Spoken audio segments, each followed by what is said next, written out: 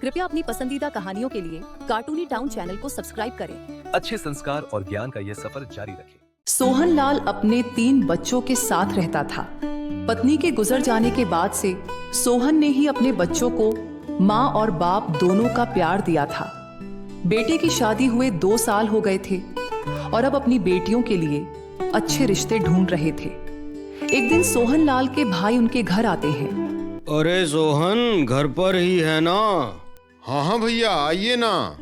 पूजा बेटा, ताऊ जी आए हैं, उनके लिए कुछ चाय पानी तो लाओ। पूजा अपने ससुर और उनके भाई के लिए पानी और चाय नाश्ता लाती है। चाय पीकर दोनों खेतों की ओर निकल जाते हैं।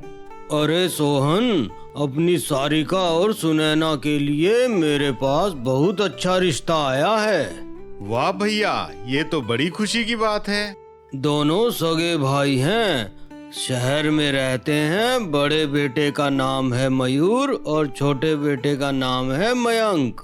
मेरी मान तो दोनों लड़कों को देख ले, बहुत अच्छा परिवार है।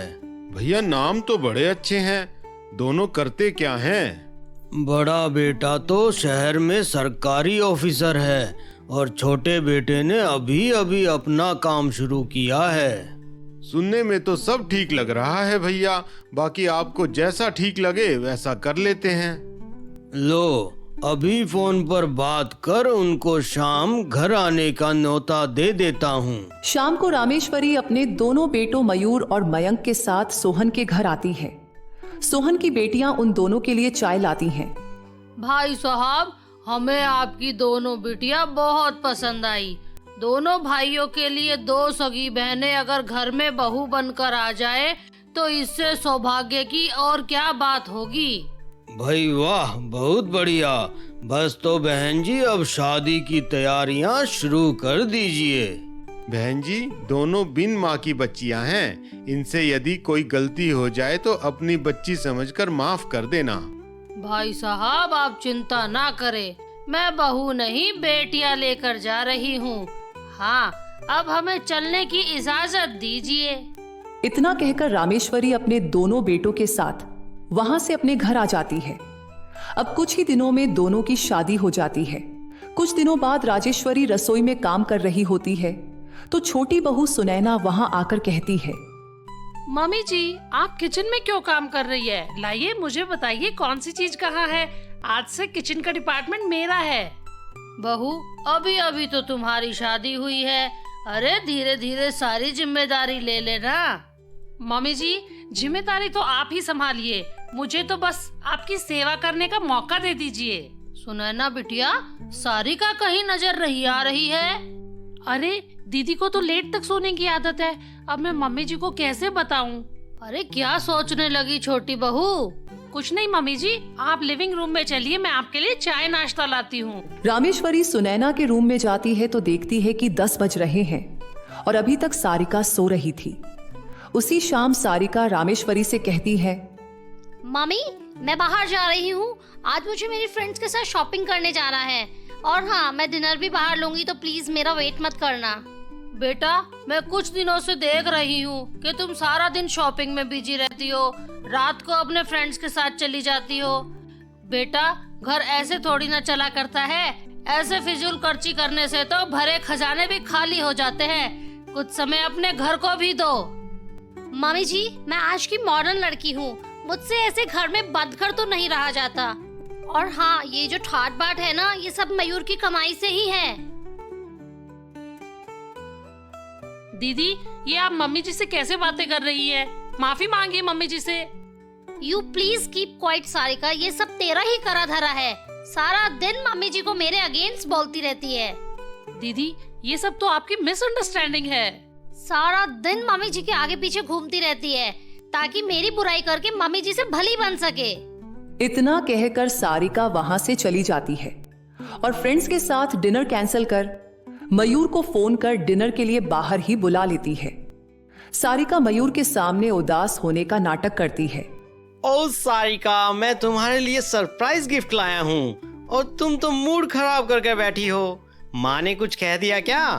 ओ मयूर, मम्मी जी तो सारा दिन सुनैना की साइड लेती है। ना जाने आज मुझे दोनों ने क्या क्या सुनाया है। फिजूल खर्ची करती है।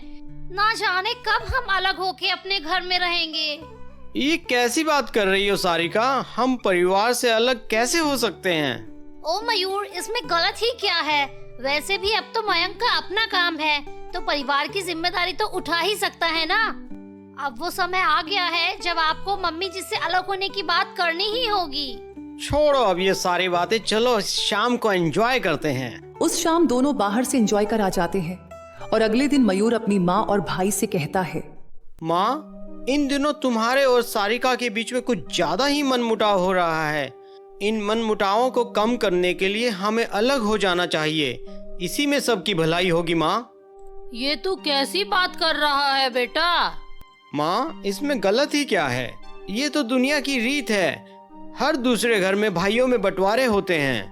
मयंक, वो जो गांव वाला घर है वो तू ले लेना। हमारे पास 4 खेत हैं, 2 आगे वाले मैं ले लेता हूँ और पीछे वाले तू ले लेना। क्यों माँ, ठीक है ना सब? राजेश्वरी कुछ कह पाती उससे पहले ही मयंक बोलता है, ठीक है भैया, परंतु हाँ, माँ को मैं अपने साथ रखूंगा। हाँ हाँ बेटा, मयंक तेरा छोटा भाई है तो मैं उसी के साथ रहूंगी। फिर तेरे पास इतनी समझदार पत्नी सारिका भी तो है। हाँ, मुझे पूरा विश्वास है वो तेरा ख्याल अच्छे से रखेगी। माँ, सारिका बिल्कुल ठीक कहती है। तुम्हें मयंक और सुनैना ही सबसे अच्छे लगते हैं। बेटा, मेरे लिए तो तुम दोनों मेरी आंखों के तारे हो। ना जाने तुझे ये गलतफहमी क्यों हो गई है। अच्छा भैया भाभी, चलते हैं। कभी किसी चीज की जरूरत हो या मेरी मदद चाहिए तो बिना हिचकिचाए कहिएगा। भला तुझ भिखारी से हमें क्या जरूरत होगी? इतना कह मयंक अपनी पत्नी सुनैना और माँ के साथ वो घर छोड़कर दूसरे किराए के घर में शिफ्ट हो जाता है। क्या हुआ सुनैना बहू, इतनी उदास क्यों बैठी हो? कुछ नहीं मम्मी जी, ना जाने हमारे घर को किसकी नजर लग गई है, सब बिखर गया है। देखो ना, मयंक जी को भी भैया और दीदी की बहुत याद आती है। अरे बिटिया, नजर वजर कुछ नहीं होती है, ये सब तो कहने की बात होती है। अरे घर परिवार तो आपसी समझ से चलता है। चल बिटिया, अब ऐसे बैठने से क्या फायदा, कुछ घर के काम ही कर लेते हैं। अच्छा माँ, मैं दुकान पर जा रहा हूँ। आज बहुत काम होगा तो दोपहर खाने पर नहीं आऊँगा। अरे बेटा, तू आज टिफिन भी नहीं लेके जा रहा है तो ऐसा करना, वहीं बाजार से कुछ लेके खा लेना। ठीक है माँ, चलता हूँ। चल बहू, आज थोड़ा समय है तो दोनों बाजार चल के घर का थोड़ा जरूरी सामान ले आते हैं। फिर कल तुझे रक्षाबंधन के लिए मायके भी तो जाना है ना। दोनों सास बहू बाजार चली जाती है। तभी राजेश्वरी और सुनैना की नजर मयंक पर पड़ती है, जो कि कड़ी धूप में मजदूरी कर रहा होता है। मम्मी जी, मयंक जी तो कह कर निकले थे कि वो दुकान पर जा रहे हैं। ये यहाँ क्या कर रहे हैं? चलिए ना, इनके पास चलकर पूछते हैं कि क्या बात है। नहीं नहीं बेटा, मयंक से अभी इस बारे में ये सारी बातें करना ठीक नहीं होगा। वैसे भी सारा सामान तो ले ही लिया है। चल अब घर चलते हैं। रात को जब मयंक घर आता है तो राजेश्वरी और सुनैना दोनों ही मयंक से बात करना चाहती हैं, पर दोनों में से किसी की भी हिम्मत नहीं हो रही थी। मयंक सोफे पर ही बैठे बैठे सो जाता है। अरे मयंक बेटा, चल आजा, खाना खा लेते हैं। अरे मयंक, 2 बारी आवाज दे दी, सुनाई नहीं दे रहा क्या? लगता है सो गया है। माँ जी, इस कड़ी और तपती धूप में मेहनत करने से देखो ना, मयंक जी के हाथ कैसे लाल हो गए हैं। हाँ हाँ सुनैना बहू, मयंक के हाथों के छाले तो मुझे भी दिखाई दे रहे हैं, पर कर भी क्या सकते हैं बिटिया। अगले दिन मयंक सुनैना को उसके मायके ले जाता है तो रास्ते में सुनैना उसे अपने कुछ गहने देती है। अरे सुनैना, ये गहने मुझे क्यों दे रही हो? मयंक जी, कल मैंने और मम्मी जी ने आपको तपती धूप में काम करते देख लिया था। अब आप इतनी मेहनत सिर्फ मेरे लिए ही तो कर रहे हैं ना, तो मेरा भी तो फर्ज बनता है कि मैं इस मुसीबत में आपके साथ खड़ी रहूं। अरे सुनैना, इस सब की कोई जरूरत नहीं है। तुम सब मेरे साथ हो तो हम मिलकर इन मुसीबतों से लड़ लेंगे। मयंक जी, हम दोनों साथ मिलके लड़ेंगे तो सफलता जल्दी मिलेगी। मयंक उन गहनों को लेकर अपने घर आ जाता है और सुनैना अपने घर चली जाती है। अरे बिटिया, आ गई तू? कैसी है? और बता, सारिका नहीं आई तेरे साथ? पापा, मैं पहले रेडी हो गई थी, इसीलिए आ गई। जीजी बस अभी थोड़ी देर में आती ही होगी। थोड़ी देर बाद सारिका भी आ जाती है। अरे पापा देखो, सारिका भी आ गई। चलो अब दोनों मिलके राखी बांधो मुझे। मानव, लाओ अपना हाथ आगे लाओ। मैं बड़ी हूँ तो राखी पहले मैं ही बांधूंगी। हाँ हाँ सारिका, आ जाओ। अरे सुनैना दीदी, आप क्यों दूर खड़ी हो? आ जाइए। हाँ हाँ भाभी, अभी आती हूँ। मानव, मैं तुम्हारे लिए शर्ट लाई हूँ। मानव भैया, मैं भी आपके लिए शर्ट लाई हूँ, पर ये ब्रांडेड है, किसी रास्ते वाली शॉप से नहीं ली हुई है। ये देख पूजा मानव से कहती है, मानव, हो ना हो, इन दोनों के बीच कोई टेंशन तो है। ओ पूजा, अब ये बहनों के साथ साथ देवरानी जेठानी भी हैं। दोनों में इतनी समझ है, दोनों अपने आप अपने इश्यू रिजोल्व कर लेंगी। जब तक ये हमें कुछ नहीं कहती, हम कुछ नहीं कर सकते हैं। और दीदी, घर में सब ठीक तो है ना? जीजा जी और आपकी सास कैसी है? भाभी, भगवान के आशीर्वाद से घर में सब ठीक है। सारिका पूजा और सुनैना को दूर से बातें करते देख लेती है। पापा के घर आए देर नहीं हुई है कि लग गई भाभी से मेरी बुराई करने। सारिका, तुम ऐसे ही नाराज हो रही हो। मैं और सुनैना तो बस ऐसे ही घर की बातें कर रहे थे। मैं सब अच्छे से समझती हूँ क्या चल रहा है। अच्छा पापा, मैं चलती हूँ, घर में मम्मी जी अकेली हैं। ठीक है बेटा, जा अपना परिवार संभाल। सारिका अपने पापा और भाई को सारी बात मिर्च मसाला लगाकर बताती है। सोहन सारिका को समझता है, पर वह एक नहीं सुनती है। दूसरी तरफ सुनैना घर पहुंचकर अपनी सास को सारी बात बताती है। माँ जी, मैं सोच रही हूँ कुछ काम करके मयंक जी का हाथ बटाऊं। अरे बिटिया, ये तो बहुत अच्छा सोच रही है तू। मम्मी जी, मुझे सिलाई आती है, क्यों ना मैं घर में ही रह के कुछ सिलाई का काम शुरू कर दूं। इससे घर में थोड़ा सा पैसा आएगा और मयंक जी की हेल्प भी हो जाएगी। अरे बेटा, इसमें तो मैं भी तेरी कुछ मदद कर दूंगी। सुनैना सिलाई का काम शुरू कर देती है और राजेश्वरी भी घर के सारे काम खुद ही करने लगी। अब सुनैना घर खर्च के लिए मयंक से पैसे नहीं मांगती थी। एक दिन बाजार में राजेश्वरी को मयूर मिलता है। अरे माँ, तुम कैसी हो? अरे बेटा, मैं तो बिल्कुल ठीक हूँ। तू बता, तू और बहू कैसे हो? माँ, हम दोनों बिल्कुल ठीक हैं। माँ, सारिका भी यहीं है, शॉपिंग करके अभी आती होगी, उससे भी मिल लेना। वो देखो, आ ही रही है। प्रणाम मम्मी। अरे जीती रहे बहू, सदा सुहागन रहे। वैसे आप कहीं जा रही थी क्या मामी जी? चलिए ना, हम अपनी नई गाड़ी में छोड़ देते हैं आपको। वाह बेटा, बड़ी गाड़ी ले ली। माँ, वो जो मेरे हिस्से के खेत थे वो मैंने बेच दिए और सारिका के भाई मानव के साथ एक नई इन्वेस्टमेंट की है। बस उसी से नई गाड़ी ली है। क्या कह रहा है बेटा? तूने खेत बेच दिए? हाँ माँ, मेरी तो सरकारी नौकरी है, तो उस खेत पर खेती कौन करता, इसीलिए मैंने बेच दिए। ठीक है बेटा। अच्छा, मुझे देर हो रही है, अब चलती हूँ। इतना कहकर राजेश्वरी वहां से चली आती है और सारी बात आकर अपने बेटे और बहू को बताती है।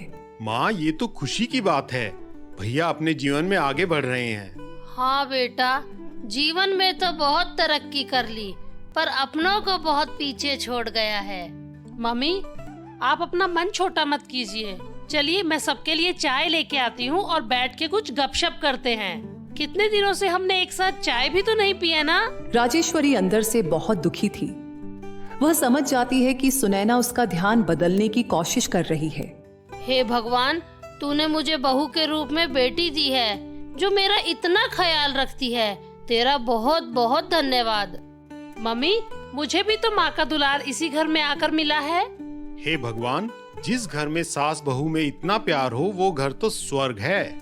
इतना कहे तीनों सोने चले जाते हैं। रात को राजेश्वरी को सपना आता है और वो डर जाती है।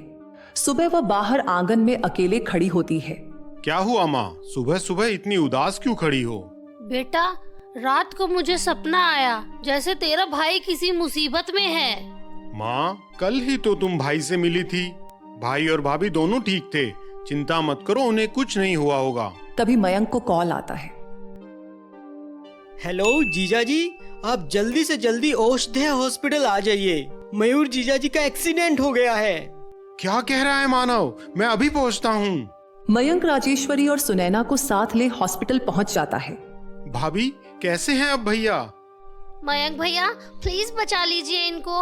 आप तो जानते ही है ना कि इनका ब्लड ग्रुप AB नेगेटिव है, जो कि एक रेयर ब्लड ग्रुप है, और हॉस्पिटल में ये अभी अवेलेबल भी नहीं है। ना जाने ये कैसे बचेंगे। डॉक्टर ने काउंटर पे डिपॉजिट करने के लिए 10 लाख रुपए भी मांगे हैं। मैं इतने पैसे कहाँ से लाऊंगी? अरे भाभी आप चिंता न करें, अब मैं आ गया हूँ। मैं भैया को कुछ नहीं होने दूंगा। डॉक्टर, मेरा ब्लड ग्रुप भी AB नेगेटिव है। आप जल्दी से जितना चाहे ब्लड ले लीजिए और मेरे भैया को ठीक कर दीजिए। ठीक है, आप जल्दी से काउंटर पर 10 लाख रुपए डिपॉजिट करके ऑपरेशन थिएटर में आ जाइए। वहीं हम आपका ब्लड ग्रुप टेस्ट करेंगे। बेटा तू इतने पैसे कहाँ से लाएगा? माँ, मैं अपने हिस्से का खेत बेच दूंगा। अरे बेटा, वो खेत तो तेरे पिता की आखिरी निशानी है। माँ, पापा की आखिरी निशानी तो हम दोनों भाई हैं, वो जमीन का टुकड़ा नहीं। मुझे तुझ पे गर्व है बेटा। जा अपने भाई होने का कर्तव्य निभा। मयंक अपना खेत बेचकर 10 लाख रुपए हॉस्पिटल में डिपॉजिट कर देता है। डॉक्टर्स अब उसका ब्लड ले मयूर का ऑपरेशन भी कर देते हैं। ऑपरेशन सक्सेसफुल रहा। पेशेंट अब खतरे से बाहर है। धन्यवाद मयंक भैया, आप तो हमारे लिए भगवान बनकर आए हैं। सारिका बेटा, चाहे भाई आपस में कितना भी लड़ ले, पर जरूरत होने पर एक दूसरे के साथ खड़े रहते हैं। मानव भैया, मयंक भैया ने जो आज किया है वो तो आपको करना चाहिए था। मयूर ने अपनी सारी इन्वेस्टमेंट्स आप ही के साथ मिलकर की थी ना? हाँ सारिका, तू बिल्कुल ठीक कह रही है। मैं पैसे दे सकता था, परंतु मैंने जानबूझकर नहीं दिए। भैया ऐसा क्यों? अगर आज मैं तुझे पैसे दे देता तो तुझे रिश्तों की अहमियत का कभी पता नहीं चलता। अब देख, छोटे जिया जी ने अपने बड़े भाई के लिए सब कुछ बेच दिया। इन भाइयों में देख कितना प्यार है सारिका, तो तुझे भी यह समझना चाहिए। आप ठीक कह रहे हैं भैया। सुनैना मेरी बहन, मुझे माफ कर दे, मैं बहुत शर्मिंदा हूँ। ऐसा ना कहो दीदी, मेरी नजरों में तो आप मेरी वही दीदी हो जो माँ के जाने के बाद मुझे अपने हाथों से खाना खिलाती थी। माँ, मेरी इतनी गलतियों के बाद भी क्या आप आज सुनैना के जैसे मुझे अपने आंचल में लेंगी? अरे बेटा, मैंने तो तुम दोनों बहनों को हमेशा से अपनी बेटी ही माना है। मयूर कुछ दिनों बाद ठीक हो जाता है। अब सब फिर से एक साथ प्यार से एक ही छत के नीचे रहते हैं। किसी ने सच ही कहा है, जरूरत पड़ने पर सबसे पहले खून के रिश्ते ही काम आते हैं। इसलिए अपने रिश्तों को हमेशा सबसे ऊपर रखें। ऐसी रोचक कहानियों के लिए हमारे चैनल को सब्सक्राइब करें